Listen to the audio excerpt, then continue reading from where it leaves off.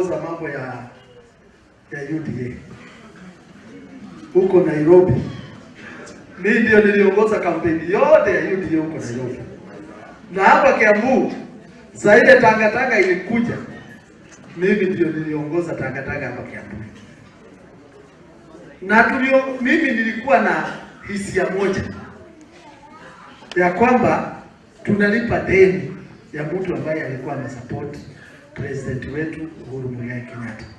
Kwa hivyo kama tulikosea, mimi naomba msamaha kwa niaba ya wale wote ambaye tuliongea na hao wakapotea na wakapigia UDA kura. Ile uzuri iko Saile Sakayo aliingia akiongoza serikali hii ya UDA. Yeye mwenyewe aliongea uongo kutoka day one. Kutoka siku ya kwanza alianza uongo. Sasa amedanganyana throughout.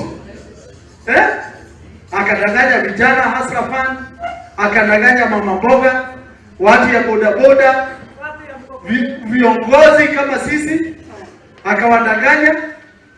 Tena akadanganya mpaka wale viongozi wa makanisa, mabishops, wale viongozi wa kanisa ambao walimsupport kabisa, akawadanganya. Ya mwisho alikuwa amesema hakuna siku kutakuwa na serikali ya nusu mkate. Ndio Kenya kuwe na opposition ile inasimama imara, ndio Kenya serikali yake iwe inachungwa vile inatakikana. Juzi mumeona ame-invite opposition akaweka ndani ya serikali yake. Na sisi tunashukuru bwana Mheshimiwa Kalonzo Musyoka sana, Mheshimiwa Eugene, pia Mheshimiwa Kioni na viongozi wengine wote wa Azimio, wale ambao wamekataa kuingia kwa serikali ya Sakayo. Kwa sababu hawa ndio ambao wamesimama na wananchi. Juzi tumeona maandamano, mambo mingi sana imehappen hapa Kenya. Gen Z wakisema kufanya namna hii. Na kila mtu anajua sauti ya Gen Z ndio sauti ya mababa zao na mama zao huko nyumbani. Na walikuwa wanataka tu maisha iboreshwe. Na kwa hivyo wale ambao wameingia kwa serikali kutoka kwa ODM kwa Azimio wamebetray vile wananchi walikuwa na waamini.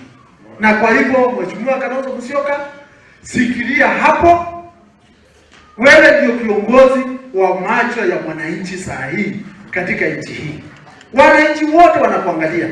Na mimi nataka nikwambie kitu moja.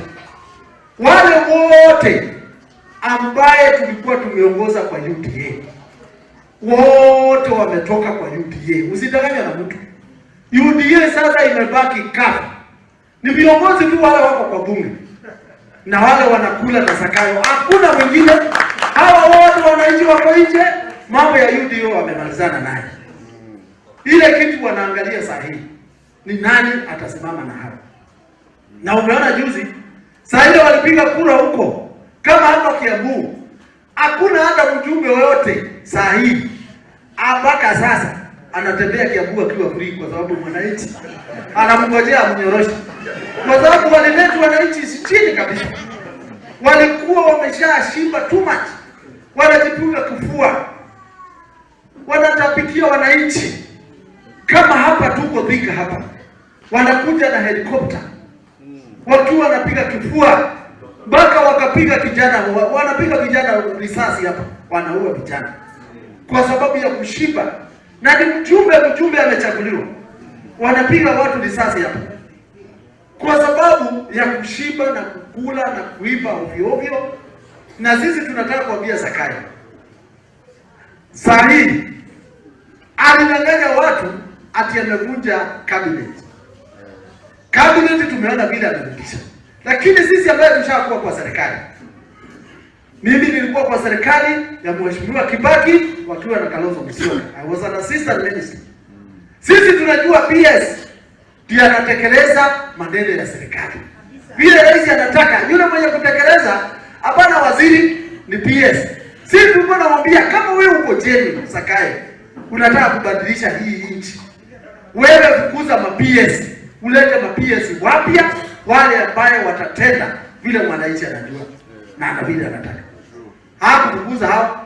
Hii changes yake ni cosmetic, ni ya kudanganya tu watu kama vile amezoea.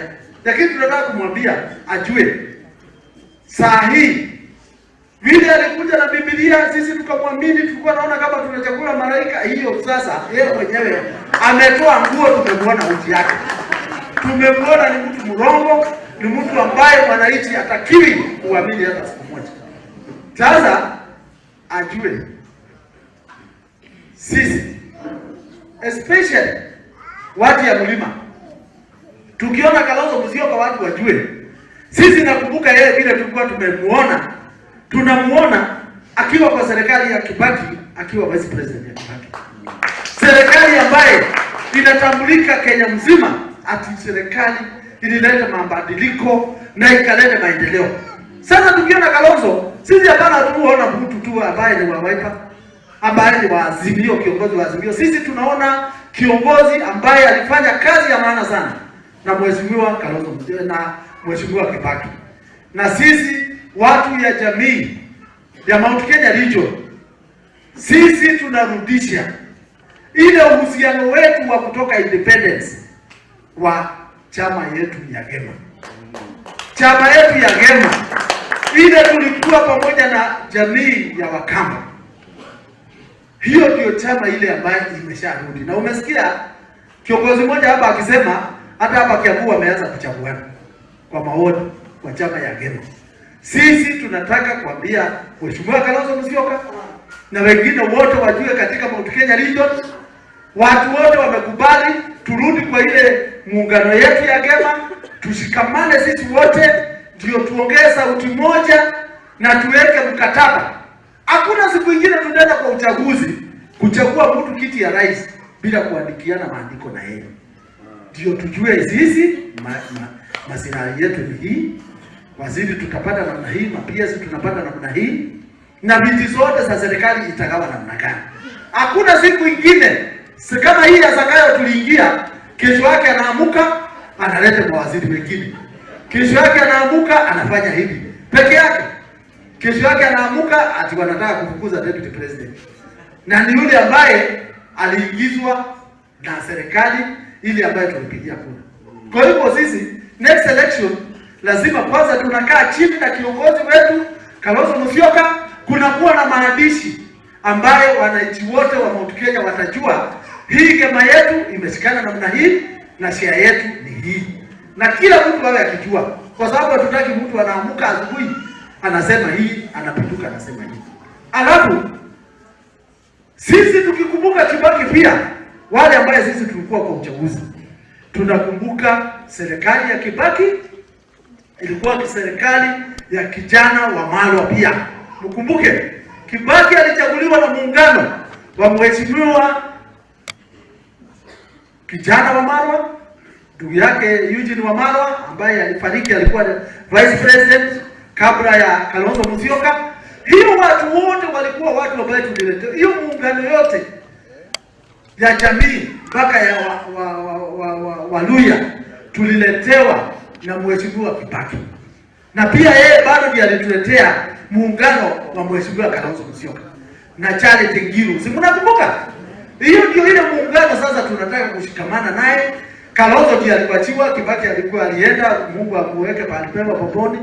Sasa Kalonzo Musyoka aongoze muungano ile ambaye ilifanya Kenya hii ipate maendeleo. Na kwa hivyo watu wote wajue, ukisimama wewe ukiwa atuwe ni Mkamba na mwingine hata wale watu wa Mount Kenya, mjue sasa unasimama ukiongea kama Gema. Pana ongea ati kama Mkamba. Na hakuna tena, nimefurahi sana kuna ule alisimama hapa akisema, yule alikuwa amesimama mjumbe hapa, amesema hakuna tena kupeleka kura Ukambani. Hakuna. Kura zote kama wewe unakaa hapa Thika, kura zote ni hapa Thika sasa. Hakuna kura za kupeleka Murang'a, zingine mnapeleka mpaka Nyeri. Kura zote ziko hapa. Zile wale wako Nairobi, kura zote ni Nairobi. Kwa hivyo hata kama ni Mkamba ujue kura za Nairobi ni za Nairobi. Ndio tuweze kuchagua viongozi wetu. Kwa hivyo mjue pahali tunaelekea sasa. Vile Kibaki aliwacha Mheshimiwa Kalonzo Musyoka kwa hiyo muungano, sasa sisi wote tunawekelea Mheshimiwa Kalonzo Musyoka mkono, achukue hiyo gurudumu, achukue hiyo gari, achukue hiyo train, aendeshe mpaka sasa atuendeshe vile Kibaki alikuwa anatuendesha pole vizuri, maendeleo ikapatikana, shule zikapata madawa, watoto wakasoma free education. Ukumbuke nilikuja wakati wa Kibaki na maendeleo ilikuwa imeingia vizuri sana na maisha ikawa rahisi. Kwa hivyo sisi wote, Mheshimiwa Kalonzo Musyoka, sio ati watu wanaongea usiku. Watu wote wa Mount Kenya sasa ni wewe wanaangalia. Sasa wewe ukaze kamba. Ama namna gani? Hebu tumwambie akaze kamba. Akaze kamba, si ndio? Akaze kamba. Ama namna gani? Mheshimiwa Kalonzo Musyoka, watu wote wanasema wewe kaza kamba. Watu wote wewe hao wanaangalia. Wale uliona juzi wanatokea kwa Zakayo mkutano, hao wote waliletwa na pesa. Wanaletwa na pesa. Kwa hivyo usifikiri ati watu wetu wote wako kwako. Na watu wote wa Mount Kenya wako kwako. Na hivi karibuni mpaka watu wote wa Gema, viongozi wale waliongoza Gema wa pande hii ya mlima na pande ya Ukambani, wanataka kuweka sherehe ya kurudisha ile uhusiano ya mbeleni ile Kibaki aliwacha. Na ile ilikuwa ya Kenyatta na Paul Ngei, ndio ile uhusiano sasa tunaenda nayo kuanzia sasa kuelekea mbele. Alafu turuke mpaka huko kwa Eugene Wamalwa, si ndio? Si alikuwa mtu ya Kibaki? Kijana Wamalwa si alikuwa mtu ya Kibaki? Kwa hivyo ile baraka zote tuliwachiwa na tulianzishiwa na Mheshimiwa Kibaki, na Mheshimiwa Uhuru Kenyatta ako ndani yetu akiwa kiongozi yetu Mount Kenya Region. Sisi wote tuko njia moja, na njia moja ile tuko naye rais wetu wa 2027 ni Mheshimiwa Kalonzo Musyoka, ambaye atakuwa rais wetu wa 6, si ndio? Si tumeelewana hiyo? Hebu nione kwa mkono wale tumeelewana wote. Mheshimiwa Kalonzo Musyoka, sasa wewe kaza kamba. Tuko pamoja. Kwa hivyo sasa mimi nitachukua fursa hii niite Senator wa Kitui